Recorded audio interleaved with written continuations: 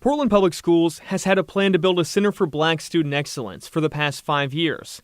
As part of a bond measure, 75% of voters approved in 2020. I thought it was an amazing idea and much needed. Including Rochelle Chase Miller, a mother of 2 kids in Portland Public. Families need some place for their kids to be. The center is expected to be a place where kids, especially black children, can come and grow. And the idea behind it is that it will make Oregon's biggest school district a little bit more equitable. As a black student who grew up in Portland Public Schools, I witnessed and experienced some of those inequities. But 5 years after that bond passed, there's still been little movement. It's still unclear where the center would be located and how much it would cost to run. And that raised eyebrows at a March 4th school board meeting. I asked before this meeting is just to see the specific sort of long-term financial plans. That didn't happen, but staff did give an update detailing goals for the center. This opportunity ahead is to redefine the future by advancing a culture of black excellence while meaningfully integrating joy and healing. Staff working on the project mentioned conversations they had with community members in schools and outlined plans for a tutoring program to address disparities in education, though the presentation didn't mention how they'll achieve their goals. It seems fair to expect perhaps more detail. So during an interview on March 21st, we asked PPS Board Chair Eddie Wong who those partners are. Does the board know who those community partners are going to be right now? Because I know that was a question at the March 4th board meeting. Yes. Okay. Those have all been determined. This is, I would say about halfway there. Who are those main community partners that you guys are engaging with right now? I don't know if I might be the best person to answer that question. But Wong was the person the school district provided for an interview. We asked to speak to staff working directly on this project. The district said no. And frankly, PPS says there's not much of a staff to begin with. We were fluctuating between 0 and 1 person that was available to work on this. Wong says that's due to budget constraints. The director of the Center for Black Student Excellence left the position in February, a few months after starting the job. Portland Public is now looking for a new project leader. Let's be honest, I wish there was more progress made. The longer we wait, the more expensive things get. Over the past 5 years, Wong says PPS has had its share of challenges, like COVID-19 shuttering schools, Superintendent Guadalupe Guerrero leaving. In the meantime, there was a strike,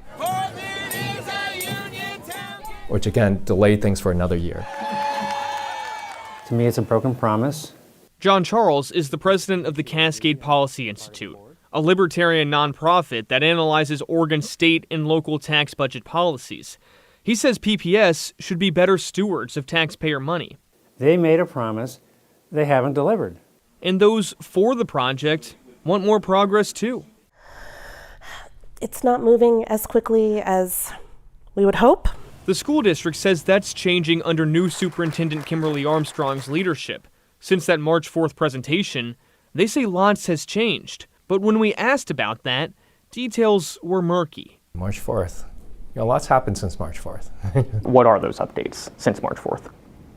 I'll have to get back to you because The school district says they are close to choosing a site for the project, though even Wong admits it's been slow moving. I know it's frustrating. Right. There's a lot of unclarity about a project that was passed in 2020 for $60 million. Yes. Why? Sorry. Which part of it? Why is there not more answers? Answers about? About what's going on with this project. Yeah. And right at the end there, the communications team stepped in and reiterated Superintendent Armstrong has done more in her tenure than Superintendent Guerrero ever did.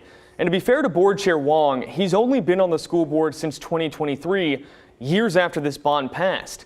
Still, 5 years later, there's few quantifiable details about what the plans for this center actually are. So Thomas, Portland Public Schools is also proposing a bond for this coming May for $1.8 billion. So talk to us, what's in that one? Yeah, well, it's their most expensive bond ever, and the biggest thing is that it will rebuild 3 high schools. That's Cleveland, Ida B. Wells, and Jefferson. But there was also a point in time where there was a proposal worth $40 million to build a native student success center.